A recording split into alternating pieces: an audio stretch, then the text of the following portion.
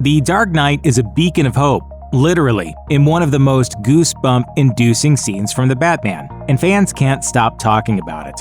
Warning, spoilers for The Batman ahead. The Batman is darker than any previous iteration of the Masked Vigilante's story, with Variety describing it as a grounded, frequently brutal film noir. Total Film magazine quoted director Matt Reeves as calling his movie the scariest Batman movie yet, and critics and audiences seem to agree. One element adding to the movie's dark tone is the way Batman is treated by citizens of Gotham. At best, they're wary of him.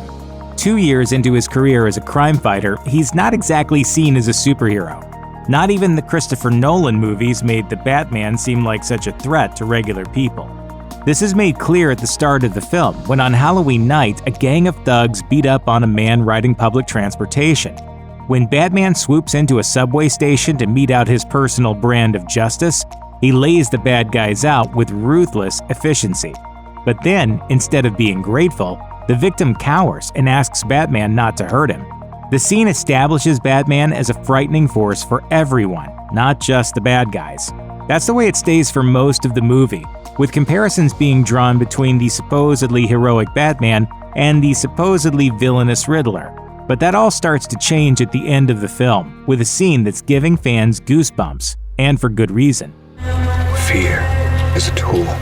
This goosebumps-inducing scene takes place at the very end of the film. Batman has failed in his efforts to contain the Riddler's damage, not realizing until too late that the criminal has placed explosives at 7 of Gotham's seawalls. When they go off, water floods the city, including Gotham Square Garden, where the mayor-elect Bella Real is giving a victory speech to a crowd full of Gotham's most important people.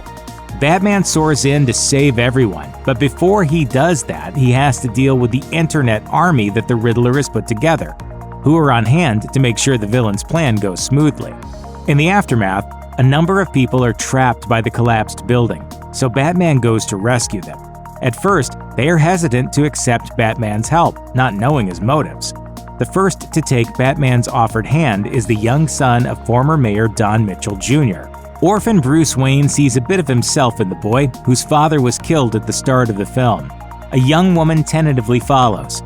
Eventually, everyone lets him lead them out of there through the flooding waters. Batman ignites a red flare and holds it up to light the way, becoming a literal beacon of hope.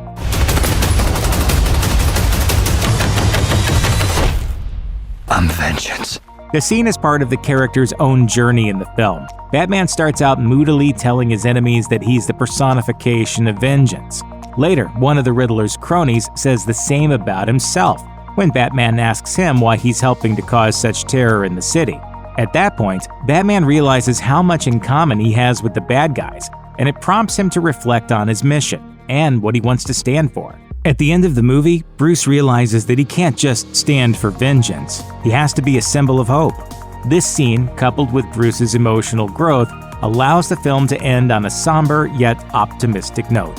Posters on Reddit discuss the scene in detail, with one user on Reddit praising the hard-hitting theme. They wrote, "This was a pivotal concept that Batman had to confront in order to find a sense of justice built on something more stable than anger and vengeance. Batman needs to be fear, but he also must be hope." Another user on Reddit gave their thumbs up as well, writing, "The whole character arc of the Batman from the vengeance to hope was showcased masterfully." One user on Reddit thought the scene was meaningful and visually beautiful, writing, "That scene when he's helping the people in the flooded area and leading them to a safe place is just beautiful, visually and story-wise. Perfect depiction of Batman being the beacon of hope."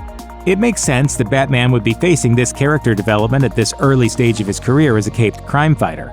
Naturally, a city facing such rampant crime would be suspicious of a masked interloper diving in to take matters into his own hands.